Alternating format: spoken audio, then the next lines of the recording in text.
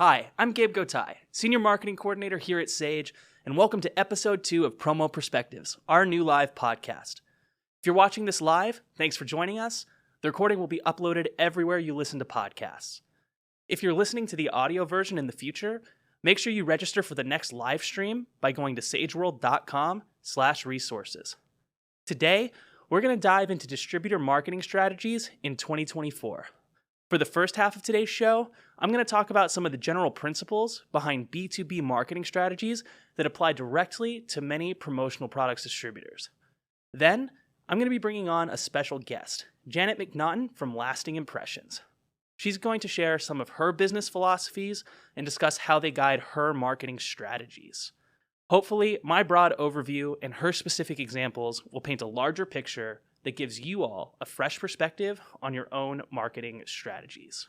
Let's talk about growing a brand. Contrary to popular belief, brand-focused marketing is not explicitly reserved for B2C businesses. B2B businesses, such as promotional products distributors, can also reap benefits and see long-term success by adjusting their marketing strategies to focus on making their brand more memorable to existing and potential customers. Brand equity is the value of your brand based on customer perception. That value is built over time, brick by brick, driving both short-term activation and long-term growth. Building brand awareness creates a familiar face with potential customers. This familiarity breeds trust and makes them more likely to consider your brand when purchasing from or recommending you to others. Strong brand equity goes beyond just sales. It allows you to charge more. People are willing to pay a premium for trustworthy brands. It helps you attract top talent. Employees are drawn to well-established companies. Brand equity can be divided into two categories: mental availability and physical availability. Physical availability boils down to how physically accessible it is for your customers, new or existing, to purchase and receive your products. Luckily, if you're a Sage customer, you already have all the necessary tools to maximize your physical availability. However, many smaller businesses can struggle for mental availability. In the competitive world of promo products, simply having a large selection of great products isn't enough. You need to be the brand that pops into potential buyers' minds when they're considering branded merchandise. This is where the concept of mental availability comes into play. It can essentially be defined as your brand's share of mind in the marketplace rather than share of revenue. It is something that is garnered over time. Imagine it on a spectrum. On one end, potential buyers might not recognize your brand name at all. At the other end, your company is the automatic go-to choice for promotional products. This spectrum can be helpfully broken down into three distinct tiers. Tier 1 is awareness. At this very beginning stage, potential buyers might recognize your brand name if someone mentions it. It might not sound like a lot, but it is still a crucial first step. If you're just getting started, you should use a mix of engaging social media, informative blog articles, and online advertising, all with the goal of just getting your name out there. The next tier is salience. The mid-tier represents a significant leap forward. Here, potential buyers are more likely to think of your brand completely independently when considering a promotional product's purchase. This is where content marketing can really shine. By creating valuable and informative content that addresses the challenges and needs of businesses you're targeting, you position yourself as a trusted resource. Blog posts offering tips on choosing the right promotional product for specific marketing goals, or informative webinars discussing industry trends, all contribute to building salience for your company. And the third tier, at the pinnacle of mental availability, is fame. In the context of promo products, this would be you being the number one brand that comes to mind when people think about branded merchandise. This level requires a sustained and multifaceted marketing approach no matter what industry you're in.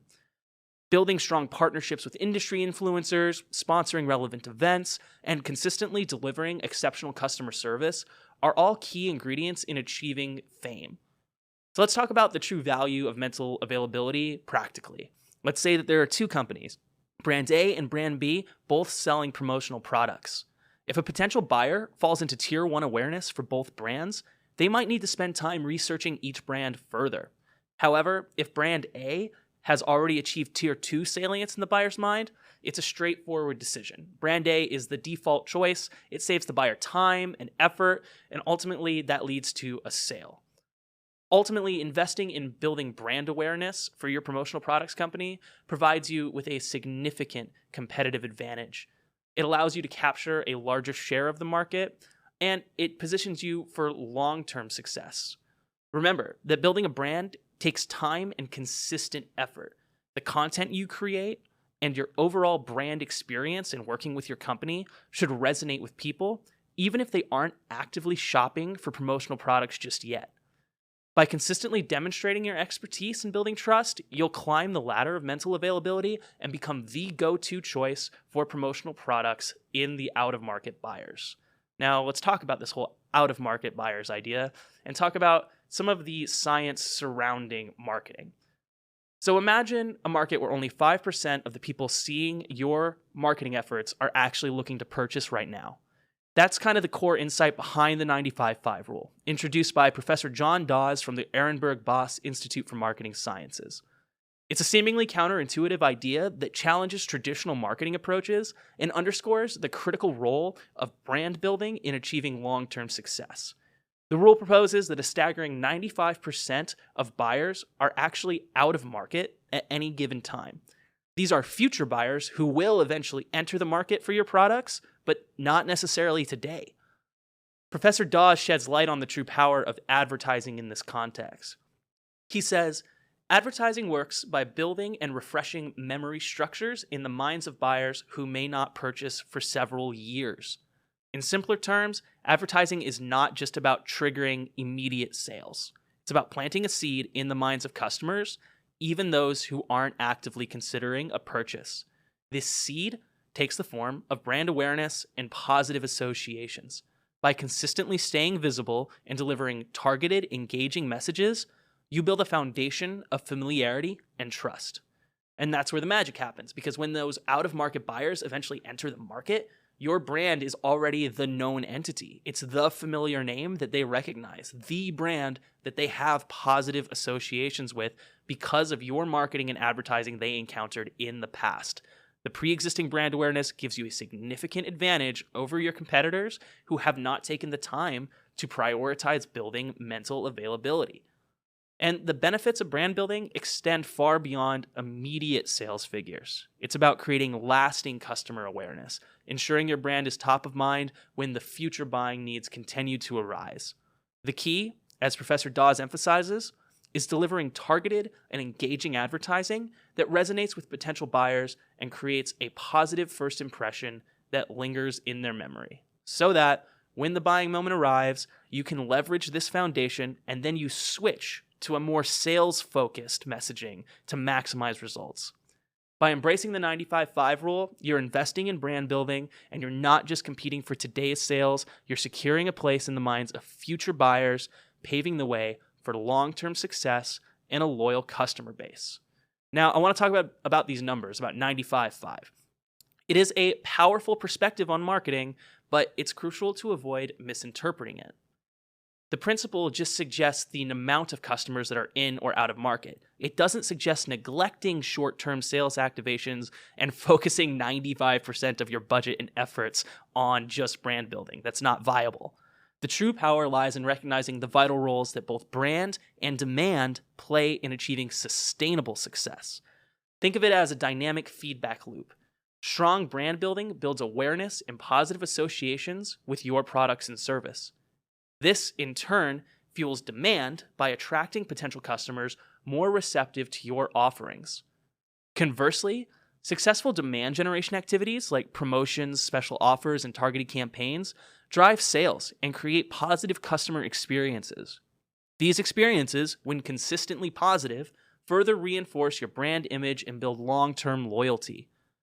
The optimal balance between brand and demand marketing has been a topic of much discussion, but a study by the Institute of Practitioners in Advertising suggests a 60-40 split.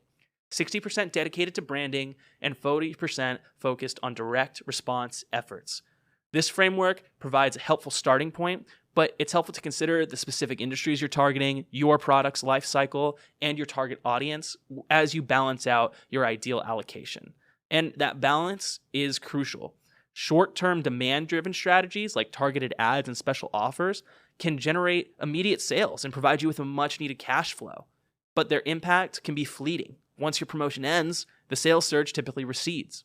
On the other hand, solely relying on long-term brand-building strategies, that could leave your business with a strong brand identity, but an empty bank account. Customers might recognize and admire your brand, but if they lack a compelling reason to purchase from you in the moment, they might turn to a competitor offering those immediate sales incentives. The magic lies in creating a symbiotic relationship between brand and demand. By consistently investing in brand building through the engaging content and strategic partnerships, you cultivate the fertile ground for future sales opportunities. When you then launch a demand-driven campaign, a limited time offer, or a targeted social media promotion, you're doing so to a pre-warmed audience. They already recognize and trust your brand, making them more receptive to your sales message.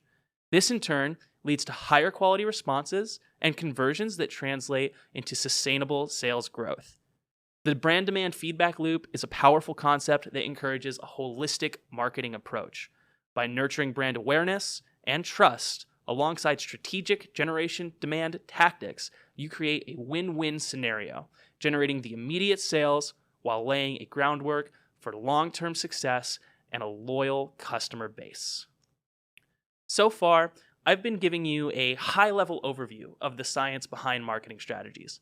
But now it's time for us to pivot the discussion to the practical execution of marketing strategies.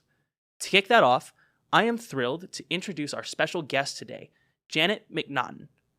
Janet isn't just a promotional product provider, she is a full-service marketing strategist. And as the founder and president of Lasting Impressions, Janet has over 20 years of experience helping businesses across various industries achieve their goals. But her philosophy truly sets Janet apart. Work smart, be creative, live inspired. From high-level strategy to flawless execution, she has a proven track record of helping businesses succeed. Janet, welcome to the show. We are so glad to have you. I'm going to let you take it. Well, Gabe, thank you so much. I really appreciate the opportunity to be here.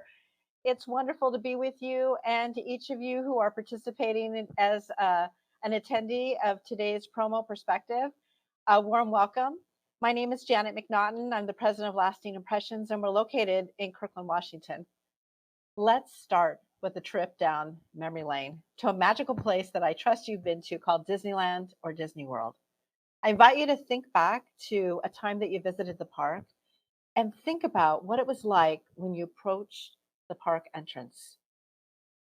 Can you remember the music? Can you hear it playing? Do you remember what you saw? As you're going through the turnstiles and you actually get into the park and you're finally there, what do you see? Is it beautiful? Is it magical? Is it practically perfect in every way? You know, those of us who are on this video conference call or podcast later, we're all in the business of branded apparel. And I would be remiss if I didn't mention to you, what do you think the people at the Disney park are wearing? Are they wearing t-shirts or hoodies with a one-color PMS match of the Disney logo? No, they're wearing costumes and they're called cast members. You know, as marketers and sales professionals, you and I, we engage with our clients in the experience economy. And it's every step of engagement that we interact with our clients that matters even more than the business plan. Disney has been in the experience business since forever, and their magic pixie dust is the experiences that they create for their clients. But it hasn't always been that way. You know, in corporate marketing, back in the day when I went to college, it was about the 4 principles of product, place, price, and promotion. And it was when Starbucks came on the scene in the middle of the 1980s, late 1980s, early 90s, that they just completely transformed the marketplace. And they told everybody, you know what? No, it's about the experience. And we're going to create a third place where people can, you know, experience their friends and their family and their clients. And we want to be that third place between home and business. With that knowledge of this extra area that I needed to hit as a marketer, I opened my business in 1996. And I started with the concept that I wanted to call of creating the whole package or delivering the whole package. And if you go to my website, you'll know that I have, as part of my logo, this is on tone on tone, so it's a little bit hard to see, but part of my logo is a package, it's a gift. And I really took that brand to heart. And so my desire was to deliver the whole package to the clients that I served, an end to end solution where they receive more than what they paid for. I wanted them to receive the invisible gift. The invisible gift is the intangible emotion that people experience when they buy from you. And it's what you're known for. I believe it begins with hello and it never ends. And the reason why I say that is because I'm in the business of creating clients for life. I want you to think back to Disney for a moment and think about what their invisible gift is. What are they handing out? I would submit to you it's happiness. That's what they give out, happiness.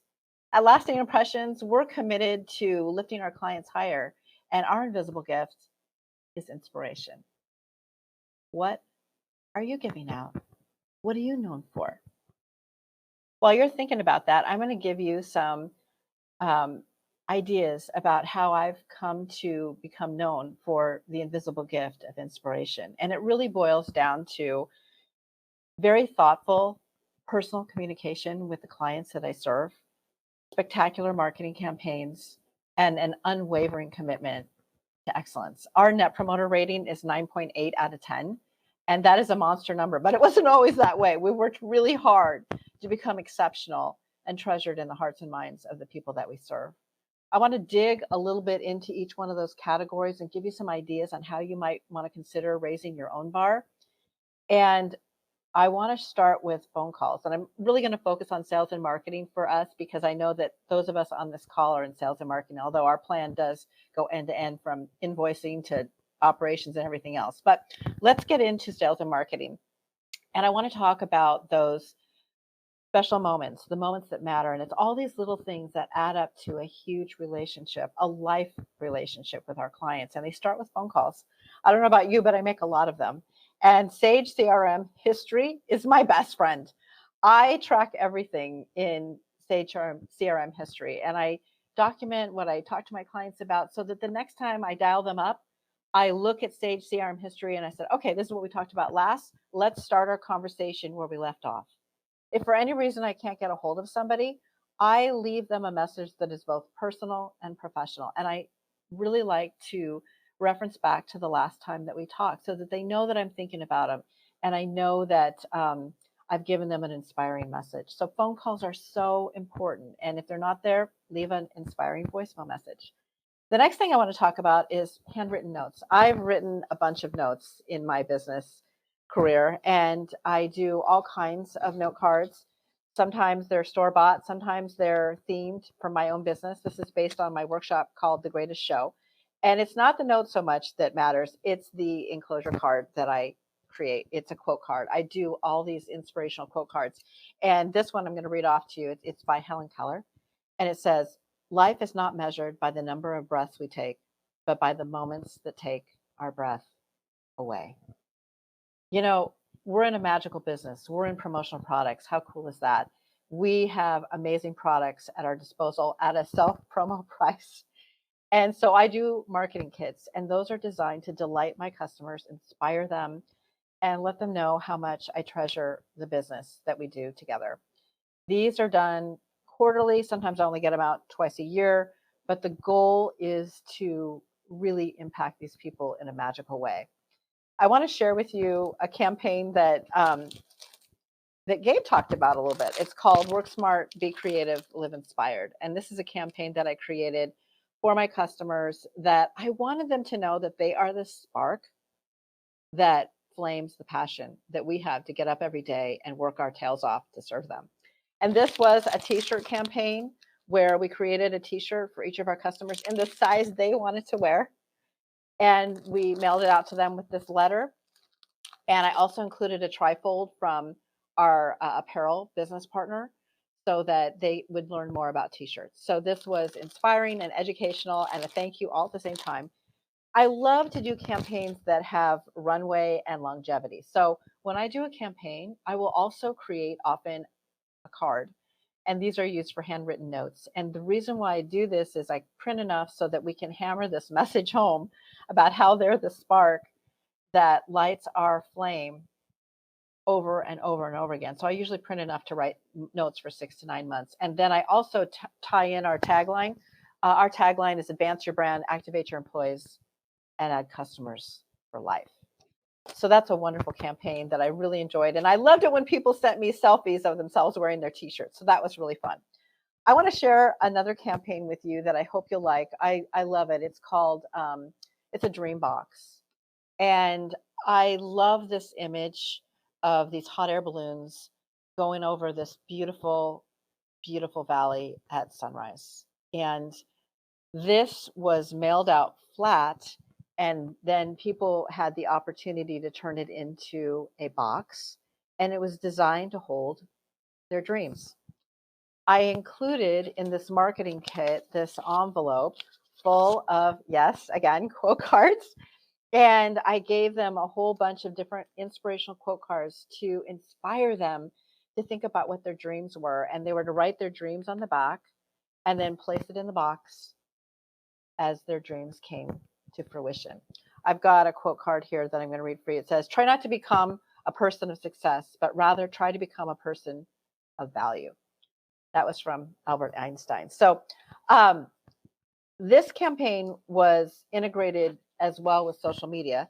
And I kind of feel like I'm building a cake. I've got the 5 layers of the 4 pillars of profit, the 4 pillars of marketing: product, price, place, and promotion. Then we have experience. And now we got the digital economy.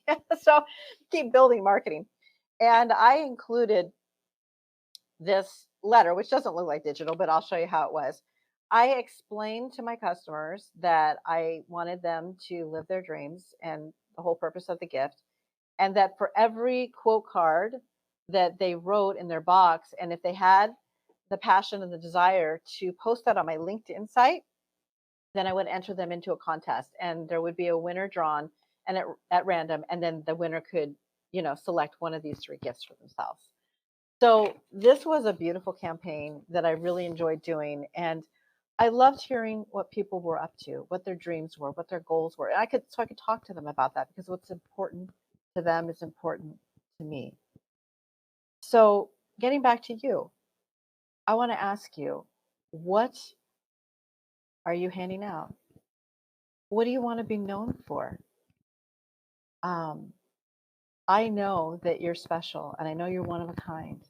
And the message that you have for others is unique, and you just need to figure out what that is. You just need to do you, whether it's sports or cooking or landscaping or gardening or whatever it is that you bring to the table that can be of value to others. I encourage you to think about that and create an invisible message that you become known by. I don't feel that making or doing these marketing kits needs to be expensive.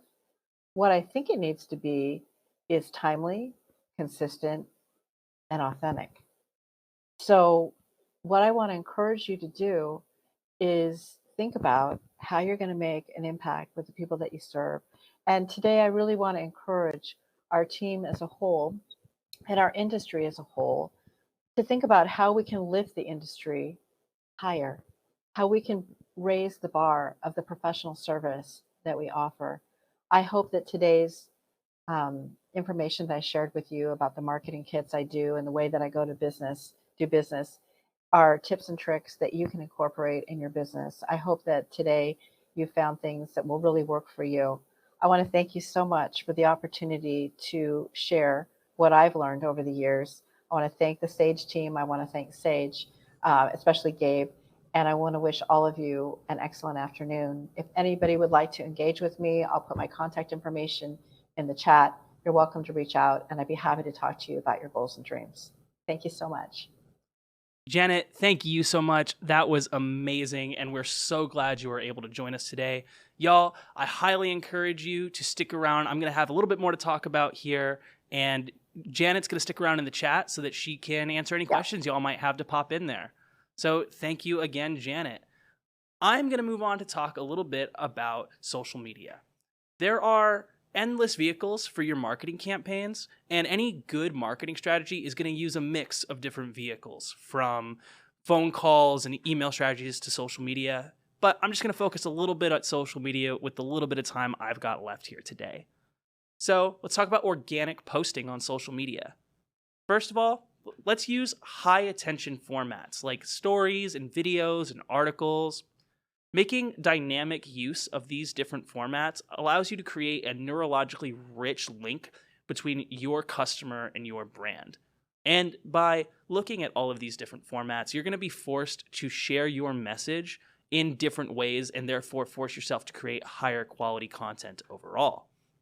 Speaking of high quality, no matter what format your content is published in, it's important to ensure it's of the highest visual fidelity possible. It doesn't take a skilled graphic designer to spot low-resolution imagery on social media. Even non-tech savvy users are going to register that something is of lower quality than its surroundings, and you will consciously and unconsciously push customers away from your brand. When you're posting, make sure your images are at least 1080 by 1080 and that your videos are at least 1920 by 1080. Next, engagement with users. It is really important to make sure that you are going beyond just the content you share. When you make something, engage with the comments. Ask something that provokes people to leave comments. Ask open-ended questions, and then go in and interact with those people's responses. Create a two-way dialogue on what is typically seen as a one-way street. And next, constantly be tracking your page insights. Facebook, LinkedIn, Instagram, all of these have very powerful back-end tools that allow you to set different kinds of KPIs and track different things depending on what your current goals are. Set those KPIs, stick to a marketing plan, and then see what you need to do to adjust to hit the data that you're looking for. Now, as far as the actual content that you're posting, let's talk about the creation. First of all, you want to create and share valuable and relevant content. Become a thought leader. Create things that people in your industry are looking for, especially if you're posting on B2B like many LinkedIn businesses. You're going to want to, these are customers who are on this platform because they're looking for professional development. Be the source of that professional development. Post steadily and consistently. Don't become a one-hit wonder on social media. Create a plan that allows you to post at least 2 to 4 times a week, but not so much that you're posting multiple times a day. If you're going that far, you might oversaturate your clients' social media feeds and kind of numb their brains. It can be a little bit of a balance, but it's important to pick something and stick with it. And finally, post a mix of content. It's a good tool to make sure that you're posting a useful mix of content is to take a look at the 4-1-1 rule. 4 pieces of shared content. Now, this is actually the easiest one because you don't have to create this content. You should be engaging with other peers and thought leaders on social media that are in your industry. Go through and look for the most relevant pieces that you can find to share and then put them on your page. Create one piece of marketing content in that mix. That's going to be something that is more demand driven, like we talked about earlier, something actively trying to sell your value proposition and leading to a conversion in the moment. And finally, one piece of original content. These can be things like blogs or cool behind the scenes videos of your companies or links to webinars that you're going to host. Creating this mix of content makes you a valuable thought leader in your industry. Now, if it seems like I kind of rushed through the social media, it's because I would like to make sure that you tune in next month on May 22nd when we are joined by PPAI to discuss social media strategies and talk about PPAI's Online 18, their top ranked social media platforms. We're also going to be joined by Colette Williams from PPAI and Anne-Marie Lugo, Sage's very own senior social media coordinator. Thank you again, Janet, for sharing all of your valuable insights with us today. And thank you all for joining us today. I hope to see you on the next episode.